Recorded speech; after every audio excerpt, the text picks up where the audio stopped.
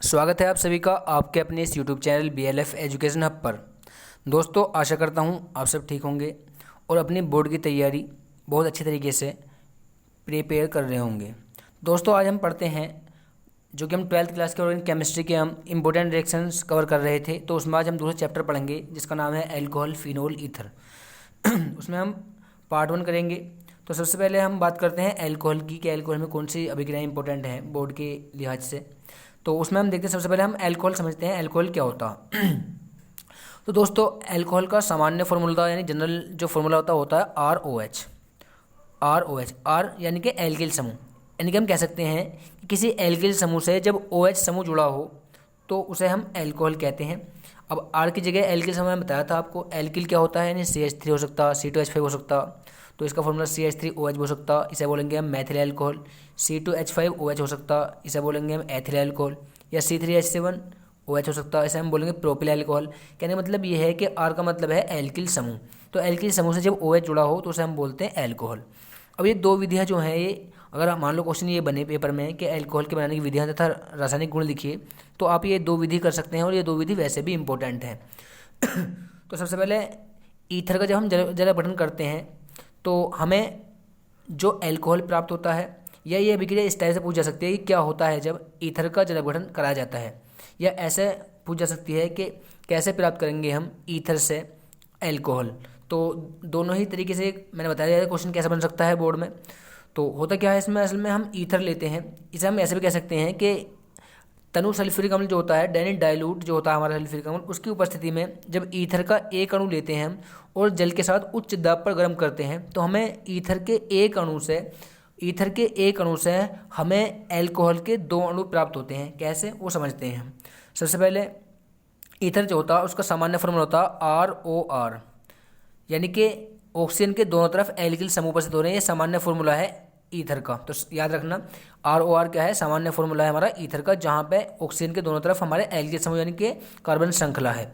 तो सबसे पहले हमने ले लिया CH3O CH3, जैसे मैंने ये लिया, ये हमारे पास डाई मैथिल ईथर है, दो मैथिल हो गए तो डाई वेल दिया, डाई मैथिल, और ये क्या है ईथर। तो डाई मैथिल ईथर को मैंने जल के साथ यानी H2O के साथ, तो H2O के साथ मैंने क्या करा, इसे ले लिया, और H2SO4 जो है हमारा वो इसकी उपस्थिति है, यानी कि ये उत्प्रेरक के रूप में काम कर रहा है, कैटलिस्ट के रूप में। अब जब ये रिएक्शन होगी तो यहाँ पे देखो ये होगा, ये ऑक्सीजन जो है, या तो ये ऑक्सीजन का ये बॉन्ड शिफ्ट हो जाए, या तो ये वाला यहाँ पे या ये वाला शिफ्ट हो जाए। इन दोनों से कोई सा भी लूज होगा और इस पर शिफ्ट हो जाएगा। जब इस पर शिफ्ट होगा तो इसके ऊपर आ जाएगा माइनस, क्योंकि जिस पे इलेक्ट्रॉन आता है उसमें माइनस आता है, और जिससे जाता है उसमें प्लस आता है। क्योंकि इसके पास से गया है तो इस पर प्लस आ गया, इस पर माइनस आ गया। अब H2O जो है वो H प्लस यानी OH माइनस के रूप में होता है, यानी कि ये जो बॉन्ड है वो यहाँ शिफ्ट होगा तो इस पर माइनस आएगा और इस पर प्लस आएगा। मान लो इस पर प्लस आ गया, इस पर माइनस आ गया, तो ये OH माइनस इस CH3 से पास जाएगा, तो क्या बन जाएगा हमारे पास CH3OH। समझिए कैसे हुई रिएक्शन, एक बार फिर समझ लीजिए। इस CH3OH और CH3 के बीच में जो बॉन्ड था, चाहे वो ये हो चाहे वो ये हो, वो ऑक्सीजन पे शिफ्ट हो जाएगा। ऑक्सीजन पे ही क्यों शिफ्ट होगा, क्योंकि ऑक्सीजन अधिक विद्युतऋणी है, जो कि इलेक्ट्रॉन के जोड़े को अपनी तरफ खींचने की क्षमता रखता है, यानी इसकी विद्युत ऋणात्मकता ज़्यादा है। तो CH3 के पास चला जाएगा, यहाँ से बॉन्ड इस पे पहुंच जाएगा, यहाँ पे प्लस आएगा, यहाँ पे माइनस आएगा, ये प्लस इस OH माइनस से रिएक्शन करेगा, CH3OH बना लेगा। अब ये जो CH3 ऑक्सीजन माइनस बचा वो इस H प्लस से रिएक्शन करेगा, क्योंकि प्लस की माइनस से रिएक्शन होती है, और फिर दोबारा हमारा क्या बन जाएगा CH3OH। तो हमारे दो बन गए, इसलिए हम यहाँ पर दो कर देंगे। तो देखो हमने ईथर का एक अणु लिया था और एल्कोहल कितने अणु प्राप्त हुए हमारे, दो। तो इससे हम कह सकते हैं कि उच्चतर एल्केन प्राप्त होते हैं, यानी कि उच्चतर एल्कोहल प्राप्त हो सकता है ईथर से। तो ये थी हमारी सिंपल विधि। हमने ईथर लिया, ये डाई मैथिल ईथर है, हम C2H5 और C2H5 ले सकते हैं, तो हमारा C2H5OH बनेगा, फिर एथिल एल्कोहल बनेगा। तो ये सिंपल थी। आगे देखते हैं हम एस्टर का जल अपघटन। दोस्तों, एस्टर का जल अपघटन, एस्टर होता है हमारे पास, जिसका सामान्य फॉर्मूला होता है RCOOR, ये होता है इसका सामान्य फॉर्मूला एस्टर का, यानी कि COO के दोनों तरफ होते हैं हमारे एल्किल समूह। तो इसके क्वेश्चन कैसे पूछा जा सकता है बोर्ड में, ये देख लीजिए। क्वेश्चन आ सकता है कि एस्टर का जल अपघटन, या कैसे प्राप्त करोगे कि एस्टर से ईथर, या क्या होता है जब एस्टर का जल अपघटन कराया जाता है। तो ये दोनों बात हमें ध्यान रखनी है। जल अपघटन कराने का मतलब होता है कि जल के साथ रिएक्शन। तो सबसे पहले हमने लिया CH3COOCH3, ये हमने लिया यहाँ पे, ये ले लिया हमने एस्टर। अब इसका कर रहे हैं हम जल अपघटन। जल अपघटन यानी कि H2O से रिएक्शन।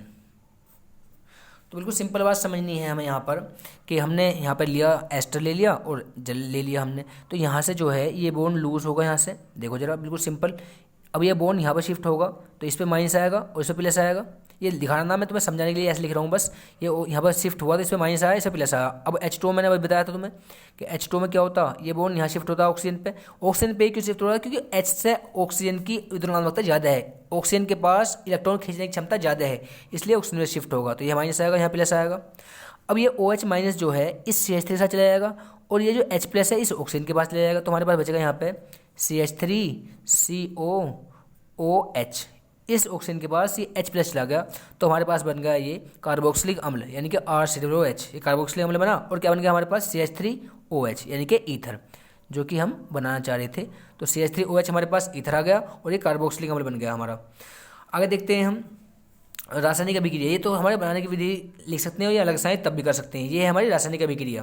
रासायनिक अभिक्रिया में हम पढ़ते हैं फिशर एस्टिकरण, जो कि बहुत इंपॉर्टेंट रिएक्शन है। फिशर एस्टिकरण के नाम से भी आ सकते हैं कि फिशर एस्टिकरण क्या होता है, इसे समझाइए, या इसमें क्या होता है जब से पूछ सकता है, या कैसे प्राप्त करोगे पूछ सकता है। तो इसमें क्या करते हैं हम, इसमें होता है एल्कोहल लेते हैं हम, एल्कोहल लेंगे क्योंकि रासायनिक अभिक्रिया है तो एल्कोहल लेना पड़ेगा, CH3OH। और कार्बोक्सिलिक अम्ल, कार्बोक्सिलिक अम्ल का फॉर्मूला होता है, सामान्य फॉर्मूला अगर मैं बताऊँ आपको, RCOOH। ये होता है इसका जनरल फार्मूला। आर का मतलब क्या है, एल्किल समूह। तो CH3OH की हम रिएक्शन कराते हैं कार्बोक्सिलिक अम्ल यानी कि CH3COOH से। तो बिल्कुल ध्यान समझना हमें। और किससे करते हैं हम, कंसनट्रेट H2SO4 यानी कि सांद्र सल्फ्यूरिक अम्ल के साथ इसकी रिएक्शन होती है, यानी कि ये उत्प्रेरक के रूप में लिया जाता। तो यहाँ से हमें ये बात समझनी है सिंपल बिल्कुल कि सबसे पहले हमारे पास तो हमारे क्या है, इसमें जब हम इससे रिएक्शन करेंगे तो एस्टर प्राप्त होंगे। एस्टर का मैंने बताया था आपको फॉर्मूला क्या होता है, RCOOR। तो यहाँ पे क्या होगा, ये इसके बीच का जो बॉन्ड है O और H के बीच का, वो यहाँ शिफ्ट होगा और यहाँ से ऑक्सीजन में माइनस और इस पर प्लस आ जाएगा। अब यहाँ पे जो बॉन्ड है हमारे पास ये यहाँ शिफ्ट होगा, इस पर माइनस आएगा इस ऑक्सीजन पे और इस पर क्या आएगा, प्लस आएगा। तो ये H प्लस और ये OH माइनस क्या बना लेंगे, जल बना लेंगे। यहाँ पर वो सिंपल रिएक्शन है, OH माइनस इस H प्लस से रिएक्शन करके जल बना लेगा। और हमारे पास बचा CH3COO पॉजिटिव और CH3O निगेटिव, क्योंकि H तो चला गया यहाँ से इस OH के साथ। तो CH3O निगेटिव इस CH3CO पॉजिटिव से रिएक्शन करेगा और हमारे पास बन जाएगा एस्टर CH3, ये वाला CO।